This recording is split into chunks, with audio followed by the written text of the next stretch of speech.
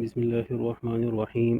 3 فرسخ 12 kilometre دور کنعان سے مصر کی طرف آبادی سے دور ویران جگہ پر یوسف کو لے گئے، اور ایسی جگہ جہاں پر آبادی نہیں تھی۔ تو بڑے بھائی یہودا یا روبیل نے مشورہ دیا اپنے بھائیوں کو کہ یوسف کو قتل نہیں کریں گے، قتل چونکہ بہت بڑی گناہ ہے، البتہ کسی ایسے اندھیرے کنویں میں یوسف کو ڈالیں گے تاکہ ہم گناہ اور قتل سے بچ جائیں، اور کوئی قافلہ وہاں پر آ جائے وہ اپنے ساتھ مصر لے کے جائیں۔ اسی طرح ہم بیچ سے نکل جائیں گے، اس گناہ سے بچ جائیں گے، اور یوسف بھی بیچ سے نکل جائے گا اور ہمارا مقصد بھی پورا ہو جائے گا،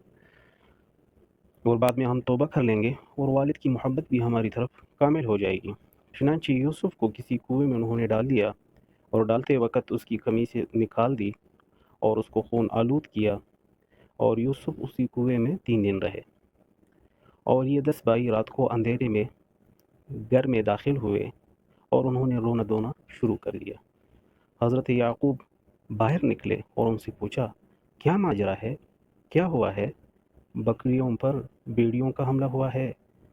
یوسف کہاں ہے؟ تو بھائیوں نے جواب میں یوسف کی قمیص نکال دی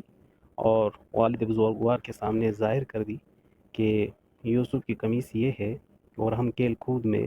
مسابقہ کرتے ہوئے ایک دوسرے سے دوڑ لگاتے ہوئے آگے نکل گئے، اور یوسف پیچھے رہ گیا، اور کوئی بھیڑیا آ گیا اور اس نے یوسف کو کھا لیا، اور ہم جتنی بھی آپ کو یقین دہانی کرائیں آپ نہیں مانیں گے۔ حضرت یعقوب جو پہلی دفعہ اس نے قمیص کو دیکھ لیا اور اس کو ہاتھ میں لے لیا، اور ہاتھ میں لینے کے بعد سمجھ گئے یہ جھوٹی من گڑت کہانی ان لوگوں نے گڑ لی ہے، بنا لی ہے، اور قمیص کو دیکھا کہ یہ کیسے ثابت ہے، پوری جھوٹ ہے، اور اب مجھے صبر کرنا چاہیے، اور جو کچھ آپ کہہ رہے ہیں اس پر اللہ کی مدد میری طرف آئے اور وہ میری طرف متوجہ ہو جائے، اور مجھے صبر کر لینا چاہیے، اور آپ لوگوں کی باتوں پہ مجھے یقین نہیں ہے۔ حضرت یعقوب اور حضرت یوسف دونوں آزمائش، امتحان، ابتلا میں آ گئے۔ حضرت یعقوب نے جو پہلا عمل ظاہر کیا وہ صبر جمیل کا تھا، اور وہ غیبی اشاروں سے اس امتحان کے بارے میں آگاہ تھے۔ چنانچہ حضرت یوسف نے جو خواب دیکھا بچپن کی حالت میں، اس کی تعبیر بھی حضرت یعقوب نے یہ دی تھی کہ اللہ تعالیٰ کی طرف سے آپ کو بہت بڑا انعام ملنے والا ہے اور نبوت ملنے والی ہے، اور وہ چونکہ ابھی تک آئی نہیں تھی، اور اس نے جائزہ لیا کہ یوسف زندہ ہے۔ اور صبر، صبر جمیل اس کو کہتے ہیں کہ اپنے نفس کا محاسبہ کرنا، اپنے نفس کو ٹھٹولنا، اور اپنے نفس کو قابو میں رکھنا، اور اپنے نفس کو ضبط کرنا،